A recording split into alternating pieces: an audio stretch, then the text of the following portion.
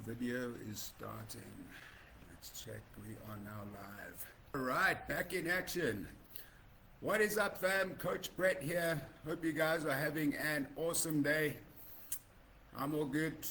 Feeling strong again. Finally getting back into the swing of things after my op a couple of months ago. It's a 190 kilogram deadlift again this morning. First heavy lift in a while.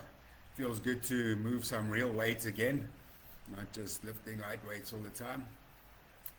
So on tonight's live, I want to just have a quick chat about something again that I see all the time with clients here in the gym and with the online clients. Why are they not making any progress? You're training hard, you're showing up every week, 4, 5, sometimes 6 times a week, but the results, they've just stopped. You're sweating, you're consistent, but the scale doesn't move. Measurements don't change. The mirror looks the same. And eventually you start losing motivation. That sounds familiar? Right. So let's talk about why that happens and how we can fix it without burning out. So the first point is training. A lot of people think training and exercise are the same thing when they're not really. Training means there's a plan, you're working towards something specific, a goal, a lift, a body fat target. You're saying you want to lose X amount of weight, you want to get to this body weight, you want to get to this fat percentage. So you're structuring your training and your goals to get to that target. All right. Exercising just means you've moved your body and you got tired. You can't just do random workouts every week and then expect your body to keep changing. You know, your body's clever, it adapts very fast. So if you've been doing those same workouts, the same weights, or just copying random reels off of Instagram, you know, your body's got no reason to grow or to burn more fat. You've got to give it a reason to want to adapt. So that's what real training does. There's structure, intention, and progression. You've got to have progression. All right, so let's talk about the progression in your training. I see it all the time with the clients here at the gym. They're using the same weights for months. And when you tell someone go heavier, it's always got some sort of excuse. So progressive overload doesn't only mean slapping more plates on and more weight on. It means training that muscle close to failure so it has a reason to grow. That can be by adding heavier weight, adding extra reps, going at a slower tempo, shorter rests, using cleaner form, anything that forces your muscles to work harder than they did the last time. So if you're not tracking something, then you're just guessing. All right, and if you're guessing, you're probably doing exactly the same reps and weights as you were last year. Very simple. No progression equals no change. It's as simple as that. So you've got to focus on getting stronger. And then the next point is, and this one is massive, is your nutrition doesn't match your training. You can be putting in all the work, but if you're not fueling your body properly, you are not going to make progress. You can train perfectly, but if your nutrition doesn't match your goal, you're going to stay stuck where you are.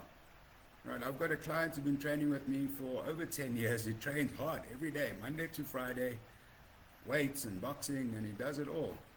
But for a long time, it didn't even look like he trained because he didn't want to work on his nutrition. He didn't want to eat right. He thought just eating in a deficit, he was going to lose weight or burn the fat. But the problem was he came pretty overweight and he lost weight to a stage, but then he was eating too little for a long time. He was eating 1,400, 1,500 calories in a big deficit for a long period of time. And his body just stalled. It stopped burning fat.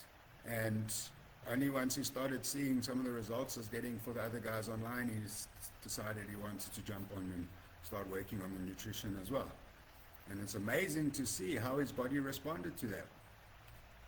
First thing we did is we pushed these calories all the way back up to maintenance. He was complaining about how much food he had to eat. So there's too much food. Yes, eat it.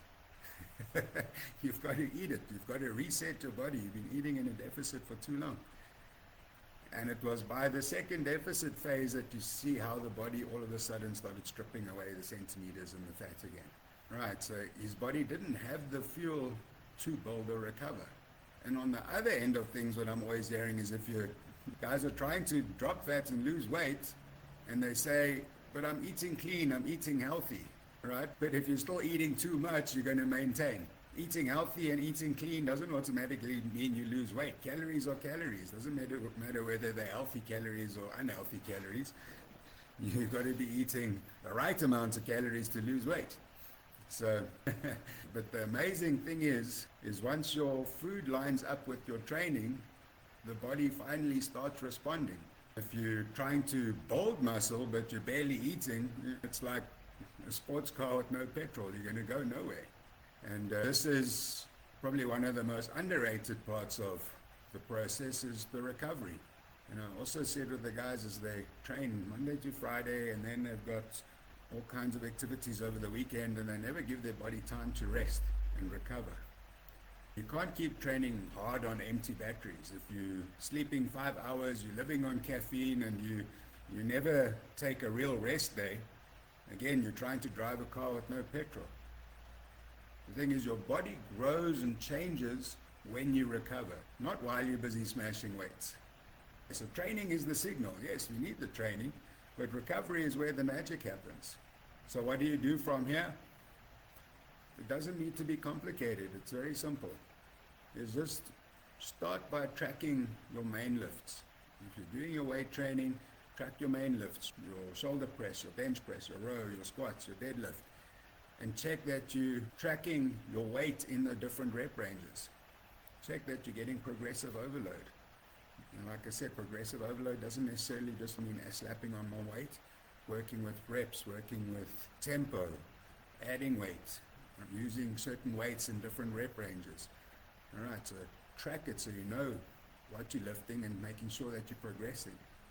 Focus on improving small details each session.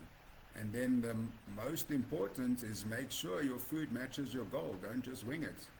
And then don't be scared to rest. You've got to rest. Your body needs time to recover and grow.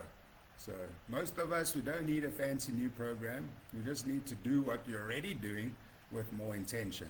So the bottom line, guys, is you don't need to always train harder. Yes, we want to train hard. We need to get fit. We need to improve. But if you're already putting in the work, it doesn't mean you've got to be training harder and harder. You need to train smarter. Every session should mean something. When you show up with purpose, your results show up too. So if you've been stuck and you're not sure, what needs fixing, drop a comment down there in the chat. Drop a comment or DM there with the word results, and I'll show you the exact framework we use with our clients to get things moving again. All right, fam. Train with purpose, recover hard, and I'll see you at the next live.